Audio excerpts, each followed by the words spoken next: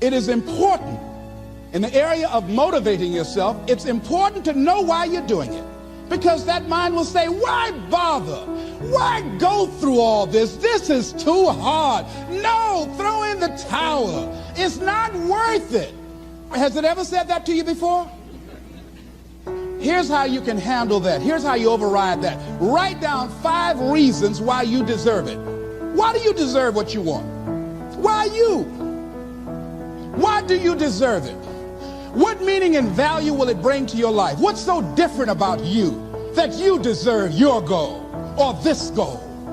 And when you write down those 5 reasons, when you have some down moments, and you're going to have them, when that conversation starts talking to you, and it's going to talk to you, what you will do is you can pull that out and read it, and it will build you up. It will be your rod and your staff to comfort you through some challenging moments, because you're going to have some. Life will knock you between the eyes. It will catch you on the blind side, come out of nowhere, stuff you can't anticipate that will knock the wind out of you. You want to give up. That's why it's important for you to work on yourself, listening to tapes, building yourself up, talking to yourself with power, feeling, and conviction, building yourself up day in and day out, because it's coming. Life will send you some curves you cannot anticipate. The next thing is that whatever you do, you want to develop technical mastery. You want to be the best at what you do. You want to master it. See, part of self-motivation is you've got to find something that gives you a strong sense of competence. Well, you become known for that. You develop a reputation of being good at doing that. You set some high personal standards for yourself. You're not competing with anybody else. You're just unfolding yourself to be the best person that you could be. That you want to give the best quality service that you can give, because that is a statement about who you are. The other thing that's the key to self-motivation is recognize the fact that you're going to get into some slumps. Recognize the fact that you're going to encounter a great deal of failure in life. It goes with the territory. But in the face of that, you want to be relentless. When you want something, you don't expect everybody to say, oh, come on in. Oh, you want this? Oh, great. We want to give this to you. You're such a nice person. You're doing it for your family, aren't you? Great. No, life isn't like that. No, many doors will be closed in your face. Many loans that you will want. And they'll say, no, you don't have enough collateral. You don't have enough credit. And most people will give up.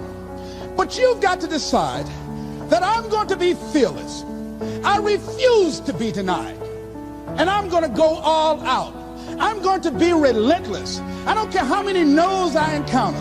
I like something Isaiah Thomas said when he's getting ready for a basketball game. He said, I'm going to either shoot us in or shoot us out, but I'm not going to not do anything.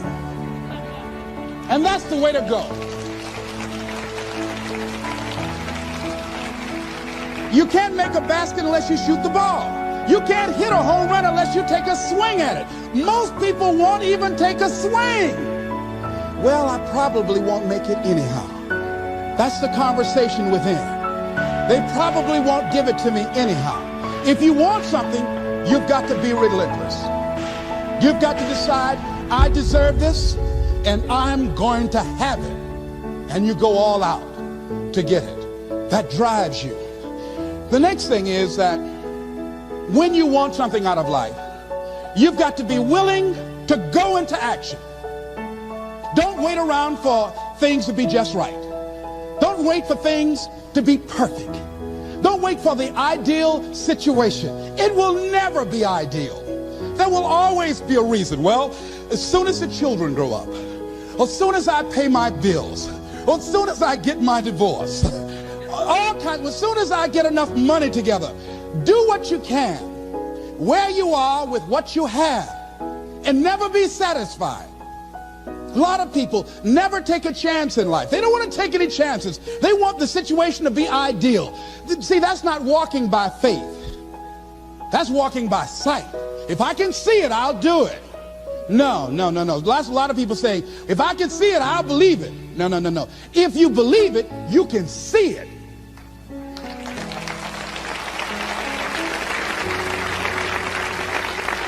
And don't be disturbed because no one else can see it. That's not unusual. That is ordinary.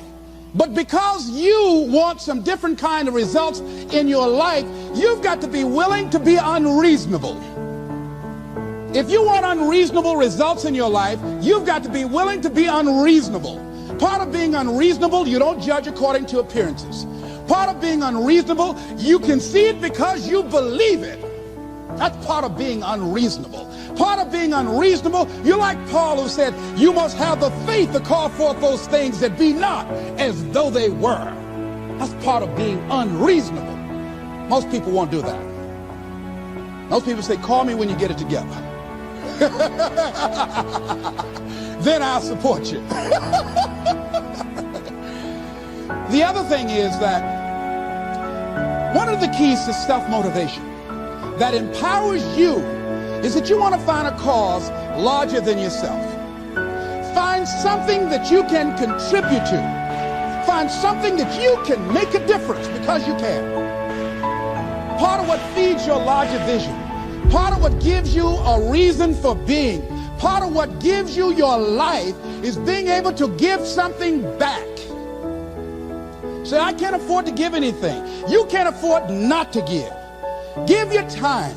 Give your talent. If it's nothing just to go over there and lick envelopes. I don't know exactly what I'm going to do, but I'm going over there. It's part of my tithing in the universe. Once you develop that special sense of mission, and that's what you develop when you're part of a larger cause than yourself, it drives you. You don't need an alarm clock to get up in the morning. You have special power. You'll go places and folk will like to be around you. They will know there's something different about you. When you go in, they'll say, hey, that's somebody important. I want to know who you are. I just want to be near you. That energy that you have, that consciousness that you will embody will affect everybody around you. The next thing is that you want to create a home court advantage for yourself. You've got to be aware of who you have around you. So you want to be selective. Have friends that will enable you to grow. I have friends that help me to grow spiritually. These are my spiritual friends. I talk spiritual stuff with them. I have some other friends who are just intellectual friends. They make me grow intellectually. They make me stretch. I have some professional friends. I'm a member of the National Speakers Association. I get together with other speakers and we learn from each other and we grow from each other. I have other friends who are just social friends. All we do is just socialize together. We'll look at a basketball game together or go out dancing, but that's all we can do. We don't talk anything serious, nothing spiritual, nothing intellectual. That's not that kind of relationship. Nothing heavy up in here. Have other friends, we walk together. That's all we can do, walk together.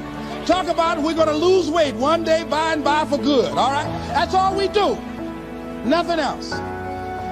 So, according to the relationships that you develop, we grow from people and projects.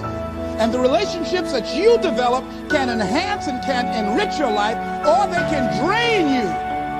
I know many talented people who had a great deal of potential, but because they didn't surround themselves with other people that will inspire them to transcend themselves, they never realize their greatness, and they will end up going to their grave with all their good stuff still in them. So you want to look at your relationships, the people that you're involved with, the people that you communicate with most often, and you want to ask yourself the question, what am I becoming because of this relationship?